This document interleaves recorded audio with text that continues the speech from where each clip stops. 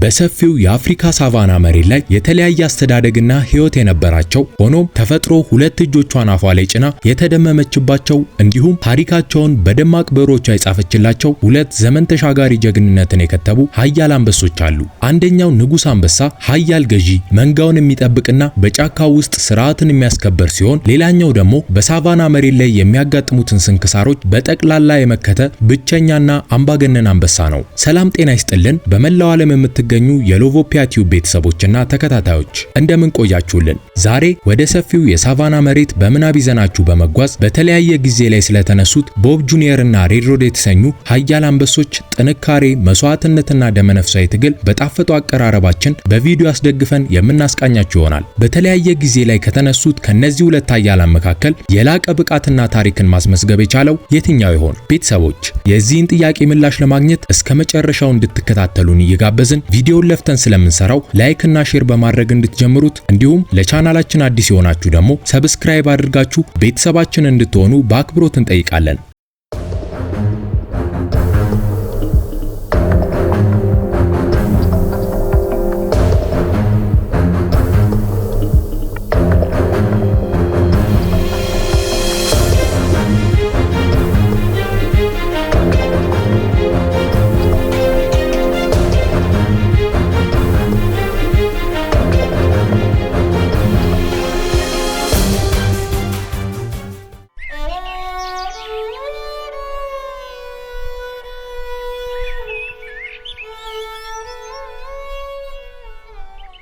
በሀገረ ታንዛኒያ የሚገኘው ውቡና ሰፊው የሴሬንጌቲ ጥብቅ ደን የበርካታ ታሪካዊ አንበሶችን ውልደትና ሞት ተመልክቶ ምስክርነት የሚሰጥ ተፈጥሯዊ መዝገብ ነው። ከነዚህ ታሪካዊና ጀብደኛ አንበሶች መካከልም ቦብ ጁኒየር የተሰኘው አንበሳ በሴሬንጌቲ ውስጥ አድናቆትንና ክብርን ማትረፍ የቻለ ንጉስ ነው። ይህ አንበሳ ያለው ጥቅጥቅ ያለ ጎፈርና የአይኖቹ የሰላ እይታ ከንግስናው በዘለለ የኃያልነት ምልክትና የውብ ተፈጥሮ ተምሳሌት እንዲሆን አስችለውታል።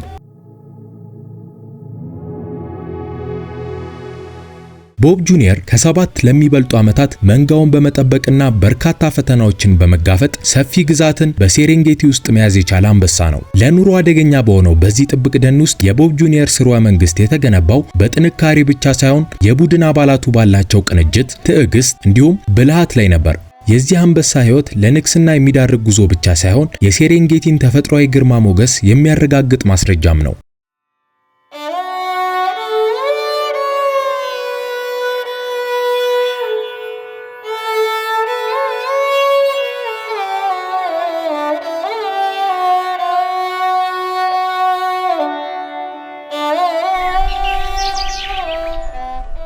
ቦብ ጁኒየር የተወለደው ትልቅና ኃያል በሆነ የአንበሳ መንጋ ውስጥ ነው። ቦብ ገና ከልጅነቱ ጀምሮ ከሌሎቹ ደቦሎች የተለየ መሆኑን ማሳየት ይጀምራል። ምንም እንኳን ቦብ እንደ ማንኛውም ደቦል ደካማና ትንሽዬ ቢሆንም ግን በውስጡ ጽኑ የሆነ የፍልሚያ መንፈስ ነበረው።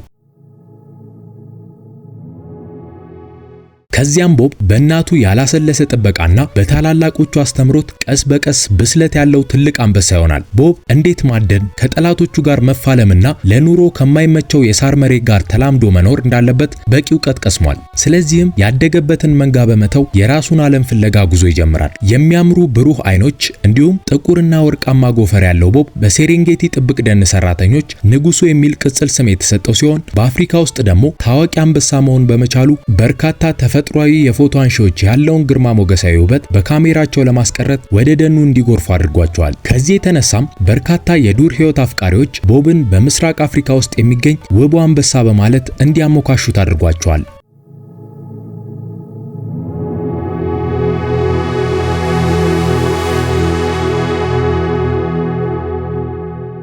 ቦብ ጁኒየር ማርሊ ከሚሰኘው ወንድሙ ጋር ጠንካራ ህብረትን ከመሰረተ በኋላ እንደ ጅቦችና ተቀናቃኝ የአንበሳ መንጋዎች በሚገኙባቸው አደጋ የሚንዣበብባቸው የሴሬንጌቲ ቦታዎች ላይ መዘዋወር ይጀምራሉ።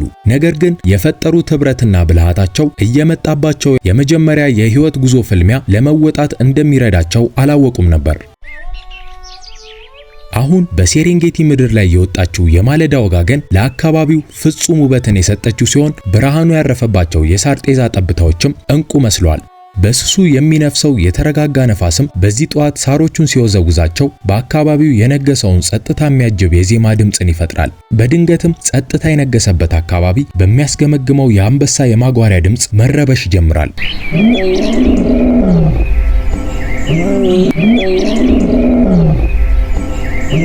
ይህ የማጓሪያ ድምፅ በታሊክ ወንዝ አቅራቢያ ያለውን መሬት የሚያስተዳድሩ 3 ወንድ አንበሶች የፍልሚያ ጥሪ ነው።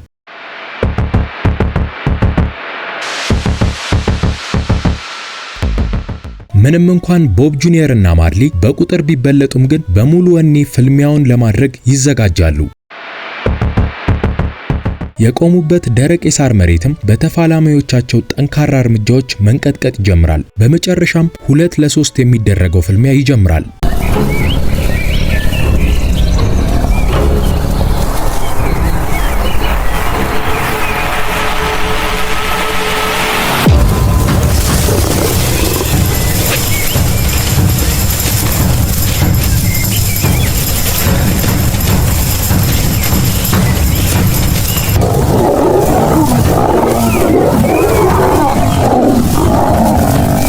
በርካታ ሰዓታት በቆየው ፍልሚያ ቦብና ማርሊ ማሸነፍ የቻሉ ሲሆን ተፋላሚዎቻቸው ግዛታቸውን ጥለው ይሸሻሉ።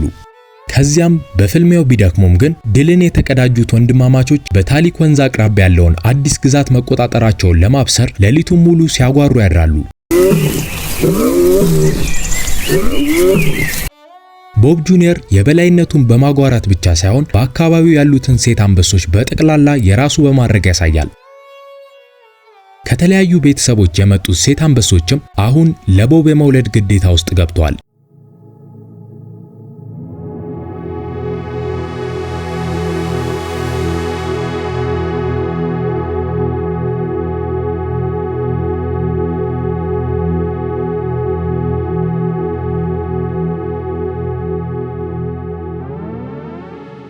ሴቶቹ አንበሶች የቦብን ንግስና የተቀበሉት ጥንካሬ ስላለው ብቻ ሳይሆን ደቦሎቻቸውን የመጠበቅ ችሎታም ስላለው ጭምር ነው። ከዚህ መንጋ የተወለዱት ደቦሎችም በደማቸው ውስጥ የሴሬንጌቲ ቁንጮ የሆነን ጠንካራ አንበሳ ዘረመል ይዘው ነው። ወር አልፎ ወር በተተካ ቁጥርም ደቦሎቹ በቦብ ጁኒየር ያልተቋረጠ ጥበቃና በእናቶቻቸው እንክብካቤ ማደግ ይጀምራሉ።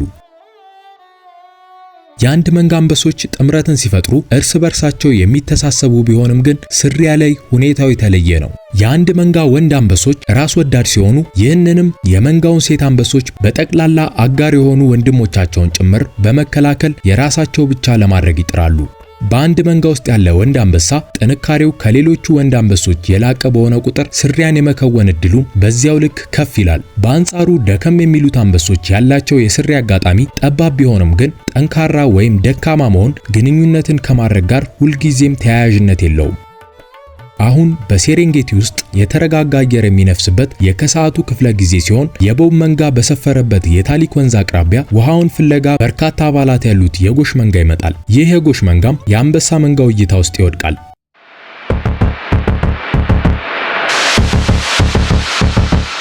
ከዚያም ቦብ ጁኒየር የሰላ እይታውን ጎሾቹ ላይ አድርጎ መንጋውን ለአደን በፈርቀዳጅነት በመምራት በሳሮቹ መሃል በጥንቃቄ በመጠጋት ማድባት ይጀምራል።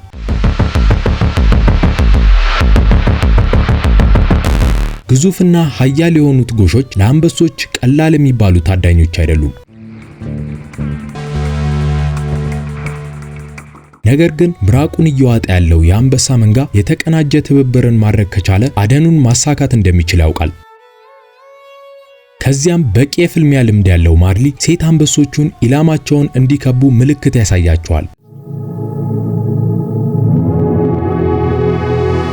ሴት አንበሶቹም በፍጥነት በመበታተንና ቁልፍ ቦታዎችን በመያዝ በቦብ ጁኒየርና በማርሊ አመራር ስር በመሆን የተሳካ አደንን ለመከወን ይችላሉ።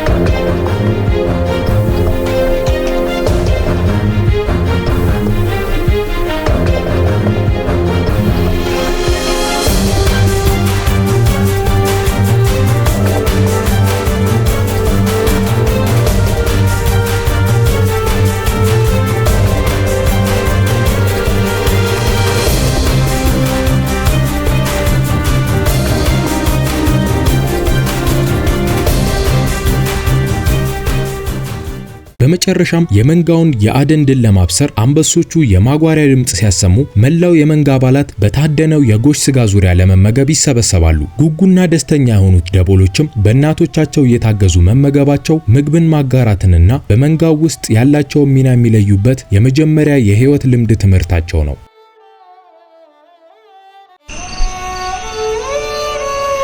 የቦብ ጁኒየርንና የማርሊን ድንቅ ድሎች የታዘበው የሴሬንጌቲ መሬት የነገሰውን ጨለማ ተከትሎ በጸጥታ ተውጧል። ባለ ግርማ ሞገስ ጎፈርና ወጣ ያለ ድፍረት ያላቸው ሁለት ወንድማማቾች ሴሬንጌቲን 7 ለሚያህሉ ዓመታት ያህል ኃያል የሆነን ስርወ መንግስት በመገንባት መግዛታቸውን መቀጠል የቻሉ ቢሆንም ግን ጨካኝ የሆነችው ተፈጥሮ ለማንም ዘላለማዊ የበላይነትን አትፈቅድም። መጋቢት 2023 እንደ አውሮፓውያን አቆጣጠር በጠዋት ላይ እንደ ወትሮ ቦብ ጁኒየር እና ማርሊ ግዛታቸውን ለመቃኘት እየተዘዋወሩ ሳለ ወደ አካባቢው በመጡ 3 ወጣት ወንድ አንበሶች የአካባቢው ሰላም መናጋት ይጀምራል። ወጣት አንበሶቹ በሙሉ ጥንካሬና አዲስ መንጋን ለመቆጣጠር በሚንበለበል ጽኑ ፍላጎት ከምስራቁ የሴሬንጌቲ ክፍል የመጡ ነበሩ።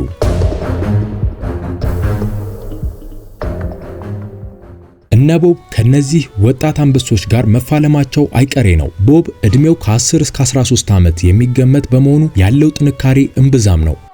የቦብ ጁኒየር ታላቅ የሆነው ማርሊም ከወንድሙ ጎን በመሆን ፍልሚያውን ለማድረግ ይሰናዳል። በምድሪቱ ላይ እያስተጋባ የሚሰማው ታላቅ የማጓሪያ ድምጽም የትውልድ ልዩነት ባላቸው አንበሶች መካከል ከባድ ፍልሚያ ሊካሄድ መሆኑን የሚያሳብቅ ነበር። በመጨረሻም በፍጹም ጥንካሬና ፍላጎት የተሞሉት 3 ወጣት አንበሶች ጥቃትን ይከፍታሉ።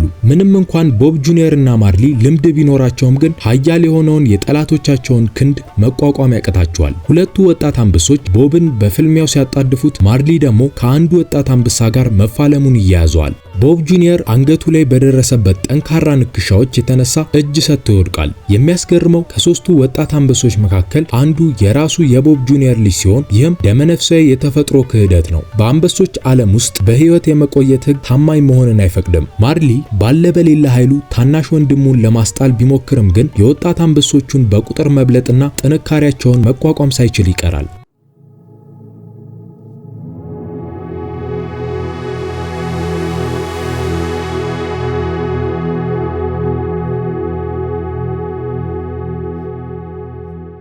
በመጨረሻም የደረሰበትን የጥቃት መቋቋም ያቃተው ማርሊ ለክፉ ሞት እጁን በመስጠት ከወንድሙ ጎን ወድቆ እስከ ወዲያኛው ያሸልባል።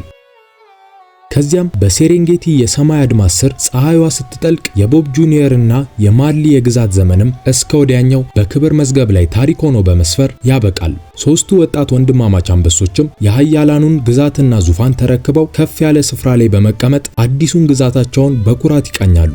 የነቦብ መንጋ ሴት አንበሶችም የተካሄደውን የስልጣን ሽግግር ከርቀት አንድ ቁጥቋጦ አጠገብ ተቀምጠው ከመመልከት የዘለለ ነገር ማድረግ ሳይችሉ ይቀራሉ። በጠዋቱ ደምቃ የወጣችው ፀሐይ ብርሃን አምባገነኑ በመባል የሚጠራውን ሬድ ሮድ የተሰኘ ታሪካዊ አንበሳ ወርቃማ ቆዳ እንዲያብረቀርቅ አድርጎታል። አንበሳው ያለው ጥቅጥቅ ያለ ጥቁር ጎፈር፣ እንደ እሳት የሰሉት አይኖቹ እንዲሁም እያንዳንዱ እርምጃው ድንቅ ግርማ ሞገስን አላብሰውታል። ሬድ ሮድ ተራ አንበሳ ሳይሆን የዚህ አካባቢ ልዩ ምልክትና ማንም የማይዳፈረው አውሬ ነው። ሬድ ሮድ የተወለደው በአፍሪካ ውስጥ ለኑሮ የማይመች በሚባለው የደቡብ አፍሪካው የክሩገር ጥብቅ ደን ውስጥ ነው። አባቱ ጠንካራ ንጉስ አንበሳ ሲሆን እናቱ ደግሞ በቂ ልምድ ያላት ሴት አንበሳ በመሆኗ ሬድ ሮድ ድንቅ ጥንካሬንና ብልሃትን ማሳየት የጀመረው ገና በጨቅላነቱ ነበር። ሬድ ሮድ የመንጋው ትልቁ ደቦል ስለነበር ወንድምና እህቶቹን በጨዋታ ወይም በሙከራ ደን ወቅት የሚመራቸው እሱ ነበር። አንበሳው አድጎ 2 ዓመት ሲሞላው በህይወቱ ውስጥ ለመጀመሪያ ጊዜ አሰቃቂ የሆነን ክስተት ለማየት ይገደዳል። ይህም አይኑ እያየ አባቱ ለግዛት ማስከበር በሚፋለምበት ጊዜ በሌሎች አንበሶች በአሰቃቂ ሁኔታ መገደሉ ነበር። ይህ ሁኔታም ሬድ ሮድ ወንድሞቹና እህቶቹ መንጋቸውን ጥለው በራሳቸው ህይወታቸውን ለመምራት እንዲሰደዱ ያደርጋቸዋል። የራሳቸውን ህይወት ለመመስረት በጣሩባቸው የመጀመሪያ ዓመታት ውስጥም ሬድ ሮድ እንዴት ማደንና ፍልሚያዎችን ማስተናገድ እንዳለበት ራሱን በማስተማሩ ምህረት የለሽ ተፋላሚ ለመሆን ይችላል። እድሜው 3 ዓመት ሲሞላም የበላይ የመሆን ፍላጎት በውስጡ እንዳለ ይገነዘባል። በርካታ ወንድ አንበሶች ግዛታቸውን ለማስጠበቅ በሚል ብቻ የሚፋለሙ ሲሆን ከዚህ በተቃራኒው ግን ሬድ ሮድ ግዛቱን ያለማቋረጥ ማስፋፋቱን ይቀጥላል።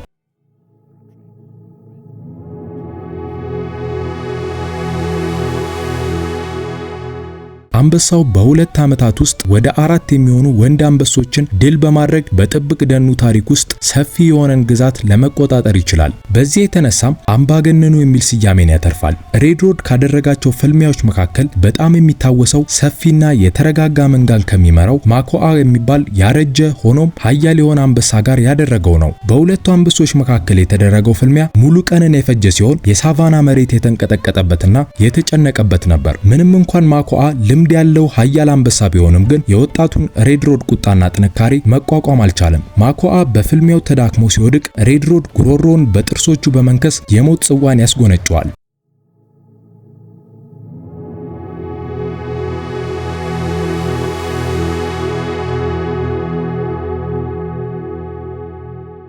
በመቀጠልም ሬድ ሮድ የማኮአን ደቦሎች በጭካኔ በመግደል የዘር ሐረጉ እንዲቋረጥ ያደርጋል። ከዚያም የማኮአን ግዛትና መንጋ በመቆጣጠር የበላይነቱን ያረጋግጣል።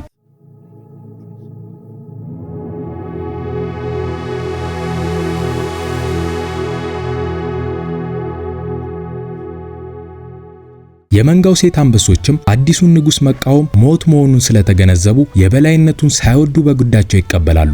ከዚያም ሬድ ሮድ ጊዜ ሳያጠፋ ከሴት አንበሶቹ ጋር ግንኙነትን በማድረግ የራሱን ትውልድ የማቋቋም ሂደትን ይጀምራል። አንበሳው በቁጣ ባጓራ ቁጥር ሴቶቹ አንበሶች አንገታቸውን በመስበር የበታችነታቸውን የሚያሳዩት ሲሆን በግዛቱ አቅራቢያ ያሉ ወጣት ወንድ አንበሶች ደግሞ እሱና መንጋው ወዳሉበት ዝር እንዳይሉ ያስፈራራቸዋል። ሬድ ሮድ ባለው ድንቅ ጥንካሬና የበላይነት ታይቶ በማይታወቅ ሁኔታ በርካታ ሴት አንበሶች ያሉትን መንጋ ለመቋቋም ይችላል። በመንጋ ውስጥ ከሚገኙት ሴት አንበሶች መካከል ጋላጋርዲ የምትባለው አንበሳ ከሬድ ሮድ ጋር ልዩ የሆነ ቁርኝነት ነበራት።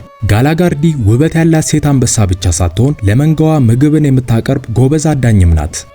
ሬድ ሮድ ማኮአን በመግደል መንጋውን ከተቆጣጠረበት ቀን ጀምሮ ጋላጋርዲ ፍጹም ታማኝ የሆነች አጋሩና ቁጣውን ፊት ለፊት የምትጋፈጥ ብቸኛዋ ሴት አንበሳ ለመሆን ችላለች። አንበሳዋ ለንጉሱ ጥሩ ሚስት ከመሆኗ በዘለለ ድንቅ እናትም ናት።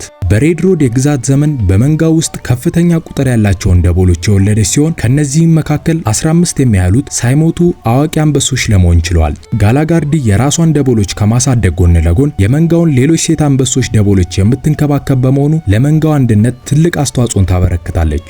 በዚህ የተነሳም ሬድ ሮድ ጋላጋርዲን በልዩ ሁኔታ ይንከባከባታል። አንበሷ ለአደን ወይም ለፍልሚያ በምትሰማራባቸው አንዳንድ ጊዜያት ሬድ ሮድ አብሯት በመሆን የሳቫናን ጊዜያዊ ሰላም ያጣጥማል። መንጋው ለአደን በሚጋለጥባቸው ጊዜያት ሬድ ሮድ ቅድሚያውን ወስዶ ጥበቃ የሚያደርገው ለጋላጋርዲና ለደቦሎቿ ነው።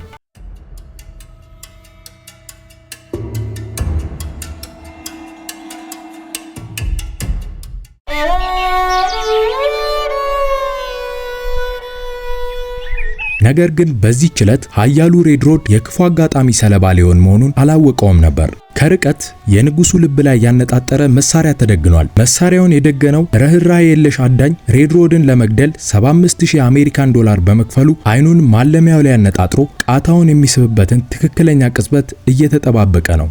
እያንዣበበበት ያለውን ጥቁር የሞት ጥላ ያላወቀው ሬድ ሮድ ተደላድሎ ጢሻ መሃል በተቀመጠበት የተተኮሰበት መርዛማ ጥይት ለ48 ሰዓታት ያህል በስቃይ እንዲማቀቅ ካደረገችው በኋላ በሞት ትሸኘዋለች። በዚህ መልኩም የኃያሉ ንጉስ የስኬት እርምጃዎችና የአገዛዝ ዘመኑ እዚሁ ላይ ያከትማል። ክቡራንና ክቡራት ቤተሰቦች ወደ አህጉራችን አፍሪካ ስመጥር ጥብቅ ደኖች በምናብ ይዘናችሁ ነጉደን ስለ ታላላቆቹ ጀግና አንበሶች እንዲያስቃኘናችሁ ቪዲዮውን ላይክ እና ሼር እንድታደርጉት በትህትና እየጠየቅን በሌላ የጫካ ውስጥ እውነተኛ ዘጋቢ ፊልም ተመልሰን እስከምንገናኝ ቸር ቆዩልን።